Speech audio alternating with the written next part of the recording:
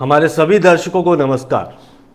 कहा जाता है कि जैसे जैसे समय आगे बढ़ रहा है उस प्रकार से राजनीति में भी अपना बदलाव अलग तरीके से देखने को मिल रहा है। लोकसभा चुनाव के लगभग 3 चरण कंप्लीट हो चुके हैं और कितने चरण बाकी सर? 3 चरण और बाकी हैं। 4 बाकी हैं। 4 बाकी, टोटल 7 है। तो जैसे जैसे चरण अपने आगे बढ़ रहा है वैसे वैसे जुबानी जंग देखने को मिल रही है। हाँ, और ये किसी एक पार्टी का नहीं, हर पार्टी का यही हाल है कि जो नेता है उनकी जुबान में कंट्रोल रहा नहीं। नवनीत राणा का एक बयान है कि 15 सेकंड के लिए पुलिस हटा के देखो तो बड़े और छोटे दोनों का पता नहीं चलेगा। अब भाषण से धमकी चालू हो चुकी है, एक दूसरे को धमकी दी जा रही है और उनके जो उन्होंने कहा नवनीत राणा ने उसका पलटवार करते हुए ओवैसी ने ये कहा है कि छोटे को रोक रखा है वरना वो तो तोप है। तो इस तरह की जो राजनीति है सर, और इस तरह भाषा का हमने पहले भी कई बार बात की, जो स्तर गिरता जा रहा है उसके बारे में आपका क्या कहना है? देखिए आप बिल्कुल सही कह रहे हैं कि राजनीति का तो और खासकर नेताओं के भाषणों का पतन दिन पर दिन होता जा रहा है। और अब तो ये लगने लगा है कि वो जो कहावत है कि टिट फॉर टेट, जैसे को तैसा, मराठी में ठोसा ठोसा, मतलब घूसे को घूसा, वो सब जगह 100% चर्चा हो रही है। सबसे पहले ओवैसी ने कोई कम जहर नहीं उगला है, ओवैसी भी जहर उगलते रहे हैं और उसका उनको जवाब भी मिलता रहा है। तो ये जो नवनीत राणा वाला मामला है, ये तो उन्होंने शुरुआत की थी। उन्होंने कहा था कि भैया कि आप थोड़ी पुलिस हटा के देख लो 15 मिनट के लिए, हम अभी बता देंगे आपको।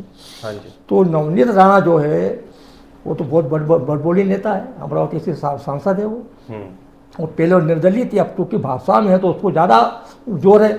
तो उसने ये पलट के जवाब दिया कि ठीक है आप बात करते हो 15 मिनट की, आप 15 सेकंड के लिए हटा लो, अभी पता लग जाएगा हम दोनों भाइयों को पता नहीं कहाँ गए वो। उस पर से अकबरुद्दीन ने कहा है के लिए कहा उनके भाई ने, बड़े भाई ने, हाँ, कि वो हमने रोक के रखा वरना वो तोप है। तोप है इसका मतलब उड़ा दोगे आप किसी को भी। ये तो बिल्कुल जैसे को जैसा वाली बात है। अब जैसे रही बात उसकी, वो महाराष्ट्र के अंदर उन्होंने कहा औरंगजेब की औलाद है, तो सबसे मुखर बोलने वाले संजय राउत हैं वो मैदान में आ गए।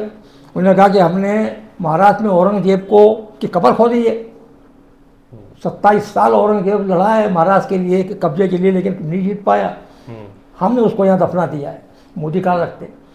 तो ये और उसके खिलाफ केस दर्ज हुआ है छत्रपति संभाजी नगर के पुंडलीक नगर थाने में, उसके खिलाफ केस दर्ज हुआ है। तो ये इस तरह की जो वातावरण है, ये कोई वाकई हकीकत में नहीं, ये 60-70 साल के लोकतंत्र में ये सब पहली बार देखने में आ रहा है।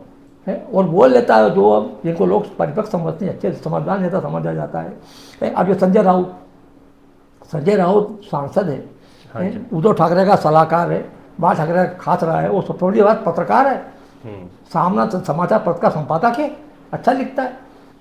जब ऐसे लोगों की ये हालत है तो फिर आप सड़क छाप लोगों से क्या उम्मीद करोगे? ये सड़क छाप भाषा है। और एक बयान और भी सुना गया है, अमित शाह ने बोला है कि अगर राहुल गांधी की नानी भी नीचे हाँ हाँ हाँ, बताइए। तो भी वो इस कानून को रोक नहीं सकती, वो सीए के ऊपर। तो अब गृह मंत्री देखिए भारत, एक तो क्या है, ये असल में आदत पड़ गई है भाजपा वालों को, खासकर मोदी जी को और उनके खास साथियों को, कि जब भी आप बात करो वर्तमान की, हाँ जी, वो फौरन अतीत में पहुंच जाते हैं। हाँ, और या फिर आने वाले 10-20 साल आगे पहुंच जाते हैं, वर्तमान की बात नहीं करते वो, तो उसी पद पे हमेशा चल रहे हैं। अब नानी आएगी या दादा आ जाए तो ये कोई बात तो नहीं होगा। पूर्वजों को बात कर, जैसे कहते हैं गड़े मुर्दे उखाड़ना है, ये तो वो भी उनको शोभा नहीं देता ना, मगर क्या कहोगे आप, वो भी उसी लेवल पर आ गए हैं।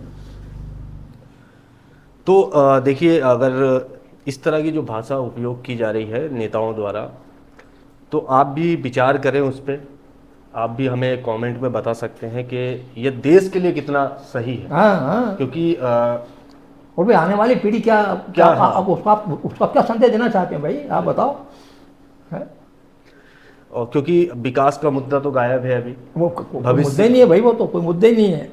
अब कोई भी पार्टी क्या करने वाली है, क्या होने वाला है, हाँ। कैसे देश चलेगा, है ना, क्या मुद्दे होने चाहिए, उससे अब इतर जो बातें हैं वो अलग दिशा में जा चुकी है। वो भी अभी की जो युवा पीढ़ी है, हाँ जी। जिसने केवल मोदी का शासन देखा है, हाँ जी। उसको पिछला इतिहास नहीं मालूम है, तो उनको ऊपर क्या प्रभाव पड़ेगा इसका, वो यही मान के चलेंगे ना कि जो ये कह रहे वही सच है, ये ना। तो आपका क्या मानना है इस विषय में, आप हमें कमेंट करके बता सकते हैं। इसके अलावा आप चैनल को सब्सक्राइब कीजिए, बेल नोटिफिकेशन को ऑन कीजिए, लाइक कीजिए और शेयर कीजिए। धन्यवाद।